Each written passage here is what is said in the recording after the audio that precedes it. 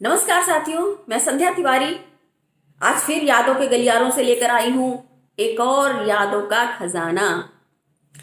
तो आप सुनेंगे आज पान की दास्तान। जी हाँ, पान की दास्तान। देखिए क्या लिखा है और मैंने और कैसे पढ़ रही हूं।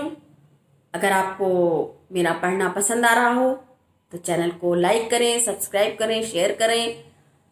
ये मेरे लिए बहुत बड़ा आपका आभार होगा, प्यार होगा।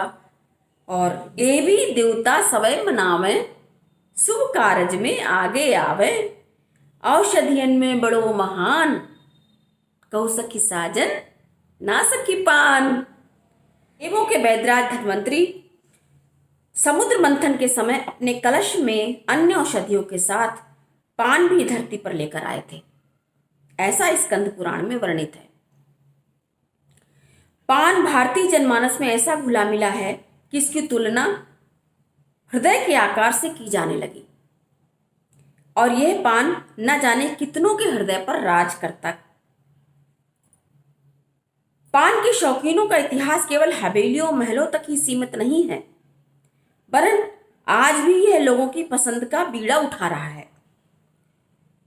मैं पिछले 15 वर्ष से अपने निदेशक को चेन स्मोकर सा पान खाते देखती। उनकी एक गिलोरी खत्म नहीं हुई कि दूसरी मुंह में जाने को तैयार। उनकी धवल चांदी की डिबिया में हरे पान की गिलोरियां करीने से सजी ऐसे मुस्कुराती थी जैसे लाल बेस और सफेद किनारी वाली कालीन पर सुथरे सुथरे से हरे हरे बूटे। सर के दांत तो पान के इश्क में ऐसे तपे कि काले ही पड़ गए, लेकिन रसना और ओठ, आहा, अधरम मधुरम। जब वह पान की गिलौरी गाल में दबाकर अपनी लंबी उंगलियां अपने सिर के श्वेत बालों में पोंछते तो लगता गोया कि बाल ना होकर टिश्यू पेपर हो और गाल में दबी गिलौरी के प्रभाव से बात बात ना होकर कनबतियां हो। खैर, एक दिन पूरा स्टाफ लान में एक मेज के चारों ओर कुर्सी डाले धूप का आनंद ले रहा था। जिन टीचर्स का पीरियड था वे पीरियड लेने आते और जिनका पीरियड फ्री था वे उन कुर्सियों पर पसर जाते। चूंकि बास कार्यकारी निदेशक थे तो उनका कोई विशेष पीरियड तो था नहीं और न उन्हें कोई विशेष कार्य। वे अपनी डिबिया से गिलौरी निकालते, खाते, अपनी तर्जनी मध्यमा और अंगूठा अपने सफेद बालों में पोंछते, आंखें बंद किए धूप का आनंद ले रहे थे। हम सभी टीचर्स अपनी बातों या अपने कामों में व्यस्त थे। अचानक सर को किसी काम से ऑफिस जाना पड़ा। साथ ही कॉलेज छुट्टी की घंटी भी बज गई। कुछ एक टीचर्स क्लर्क आया और चपरासी को छोड़कर लगभग 10 मिनट में महाविद्यालय खाली हो गया। मैं, मेरे साथ एक और टीचर तथा हमारे कार्यकारी निदेशक साहब एक ही कार में आते जाते थे और हमें एक दूसरे के लिए रुकना पड़ता था। मैं और मेरे साथ की टीचर घर जाने को अधीर थे, लेकिन सामने चांदी की डिबिया धूप में चिलक चिलक कर कह रही थी, सर अभी ऑफिस में हैं, किसी काम में व्यस्त हैं, ऐसे में रुकना तो पड़ेगा ही। पान की डिबिया को हम उंगलियों के सहारे से नचाते इधर उधर की बातें कर रहे थे। अचानक बात का रुख पान पर केंद्रित हो उठा।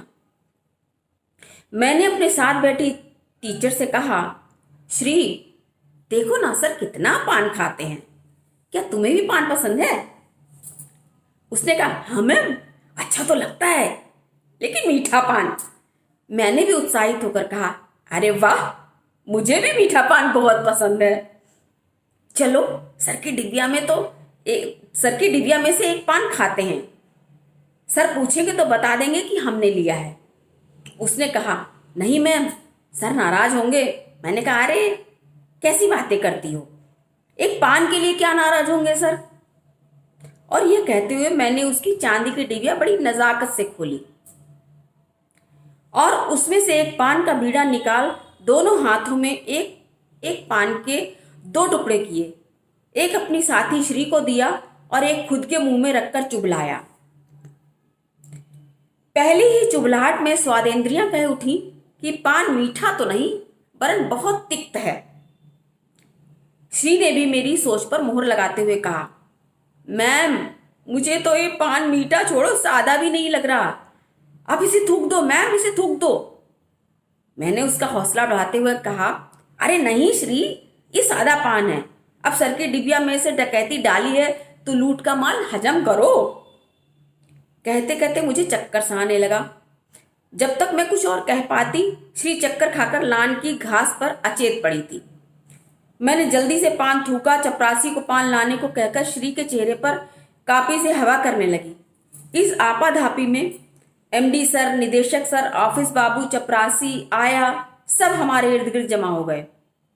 श्री के मुंह पर छींटे मारकर उसे होश में लाया गया। खूब सारा कुल्ला और पानी पिलाने के बाद भी वो गुमसुम ही बैठी रही। जब सर ने उसकी बेहोशी का कारण जानना चाहा तो मैंने पूरी बात बताई। सर ने अपना सिर पकड़ लिया, मुझसे कहा, अरे मुझसे कहा होता तो मैं तुम लोगों को मीठा पान मंगवा देता, मेरे पान तो बहुत अधिक तमाकू वाले हैं, अक्लमंदों। कहकर उन्होंने अपनी पान की डिबिया अपने बैग के हवाले की और चपरासी को उस गाड़ी की चाबी देकर कहा, इन दोनों को आराम से गाड़ी में बिठाओ, मैं आता हूं। श्री अब भी गुमसुम थी। मुझे श्री के लिए बुरा लग रहा था। मैं सोच रही थी, पान भले ही धनवंतरी महाराज धरती पर लाए हूं, लेकिन तंबाकू तंबाकू तो जरूर किसी शैतानी खोपड़ी की उपज ही होगी। तो ये था हमारा पान वाला वाकया, जो कि मैं अपनी यादों के खजाने से ले आई। इसके साथ ही मैं इसको समाप्त करना चाहती हूँ। धन्यवाद। अगर वीडियो अच्छा लगे तो लाइक करें, सब्सक्राइब करें, शेयर करें। धन्यवाद।